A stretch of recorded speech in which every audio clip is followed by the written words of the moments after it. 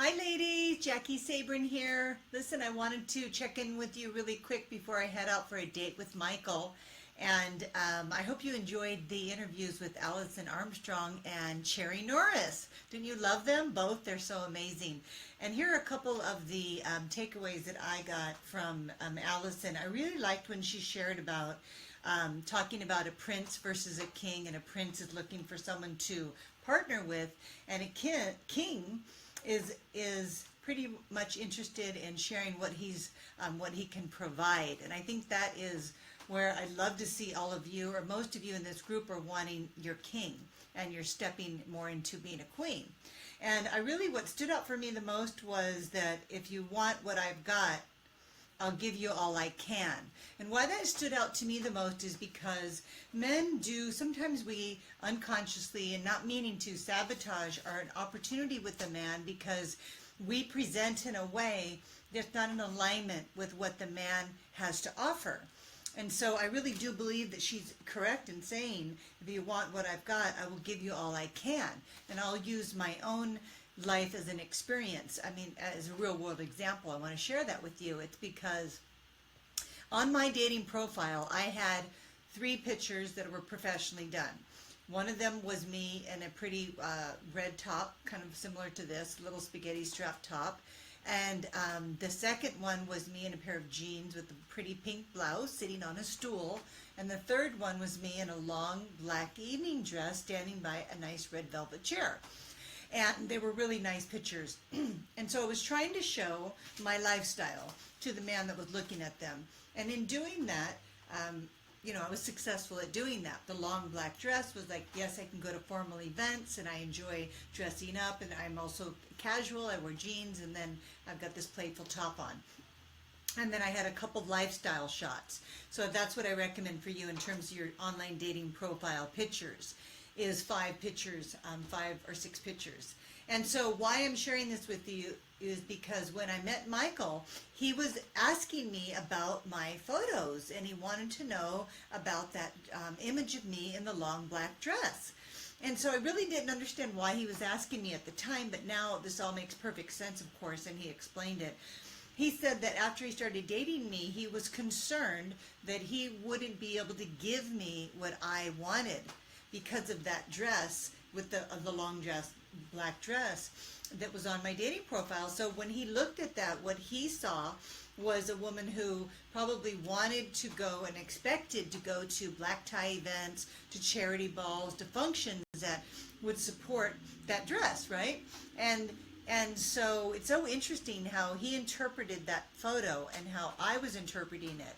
And so he was willing to give me what he had, but he didn't think that what he had was what I wanted, because it looked like the picture I wanted to be going to and escorted to black tie events, and maybe I wanted to live a certain lifestyle, and he had already done those things, and he wasn't interested in attending any more charity events, and he wasn't interested in going to any more black tie events per se.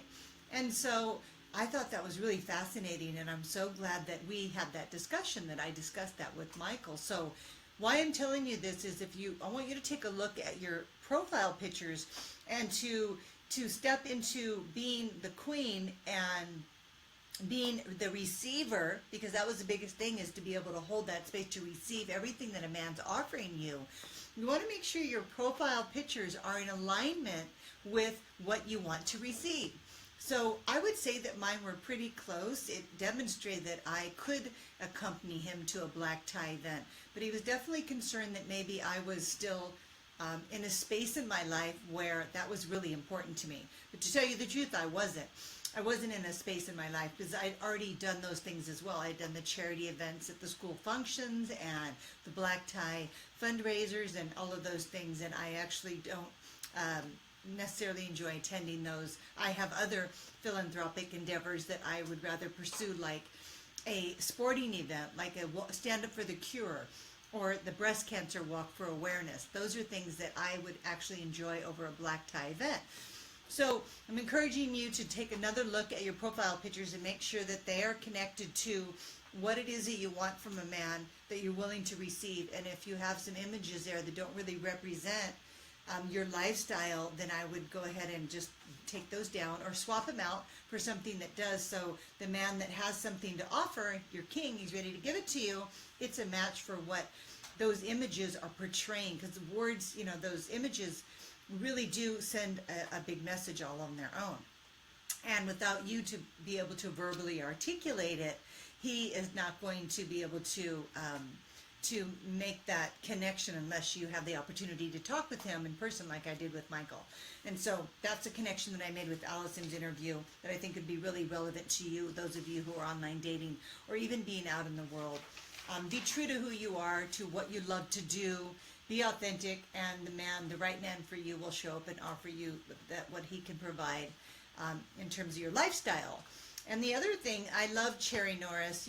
Cherry is single now after being married. Obviously, she went through a divorce recently, and she's just so incredible the way that she's just done her work. She's walking her walk. She's dating now, using all of her own tools to show up. And the biggest thing that stood out again is what she said is to be receiving, right? To be receiving what he's offering, and how she shares very little on a first date because she's holding that space to see how he's going to show up. And I think that's brilliant. I mean, that is exactly what I teach, and that's what I recommend all of you do. And so the keys to a successful first date were engage in the present moment. Stay in the moment. And here's a tip and a tool on how you can do that. So I use all of my senses and in the now to help me stay present in the moment. And so when I was on a date, and what I recommend that you do when you're on dates is to anchor yourself in the chair, draw your attention to your body, feel it pressing down into your chair. Feel your arms as they sit on the arms or in your lap. Feel the weight of your clothes. Notice what you smell in the restaurant. If you're having wine or coffee, tune into that. Tune into the sounds of the other people that are talking around you.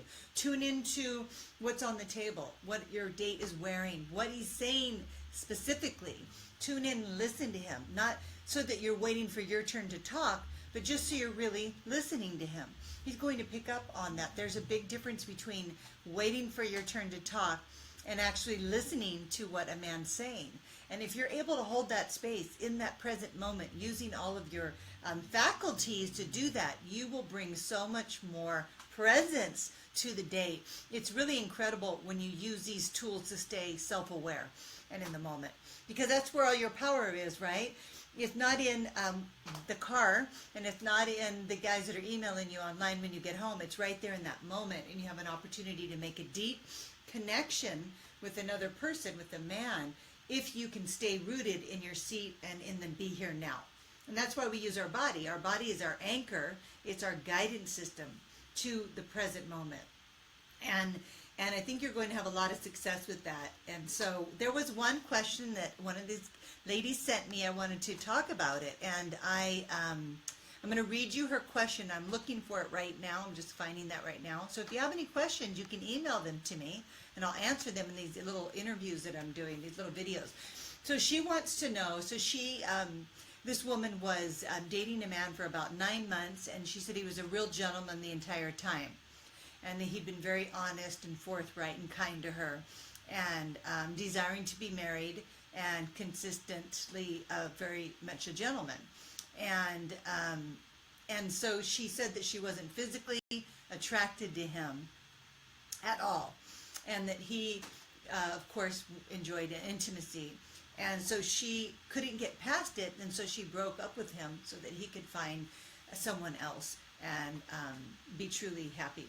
And so she wanted to know if I'd experienced that, or have you known other women that have experienced that? And absolutely.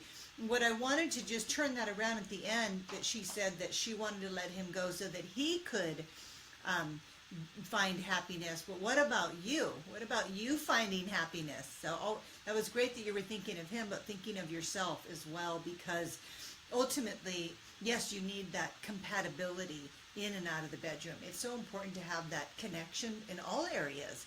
And it is a huge factor to a relationship.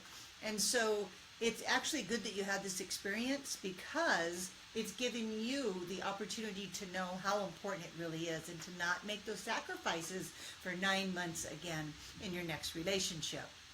And so I always say, the more you know what you don't want, the more you know what you do want. So there was a real meaningful purpose that that 9-month relationship served in her life. And the only thing that I would recommend is to shorten that gap. Don't take 9 months, to honor yourself and recognize it. It's not working on all levels, and doesn't mean he's a bad person, doesn't mean I'm a bad person, doesn't mean there's anything wrong with either of us. We're just not connecting on that level. And you're not going to connect with everyone on that level, and you don't need to. You only need to connect with one. So ending that relationship as soon as you know that it's not a fit. And so sometimes we do get into intimate sexual relationships after dating and courting for several months, and we have to really test the waters and see if that's going to be a full package, a full fit. Sometimes, unfortunately, it's not. The important thing, though, is to give yourself permission to not beat yourself up for that, to acknowledge that you've learned a lot about yourself in that process, and that a lot of good has come into your life because of those lessons. And to quickly, as soon as you know your truth, Jack Canfield says, tell the truth fast and hard. As soon as you know your personal truth, you want to share that with someone. Of course, you want to share it with a feather. So as soon as she knew that it wasn't going to be something for the bigger picture, the next step would be to set that responsible communication with him, come from the heart, share with him that it wasn't a fit for her, and wish him well, and be on your way. Because time is not promised, right?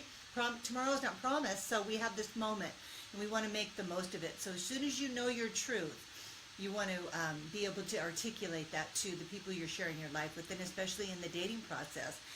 It's okay to text a man after a date saying, thank you so much, I don't feel we're a match, good luck on your journey, and go ahead and block him. You're not obligated to even do that, but it's a courtesy that you will extend to these men in hopes to get that in return. Sometimes they won't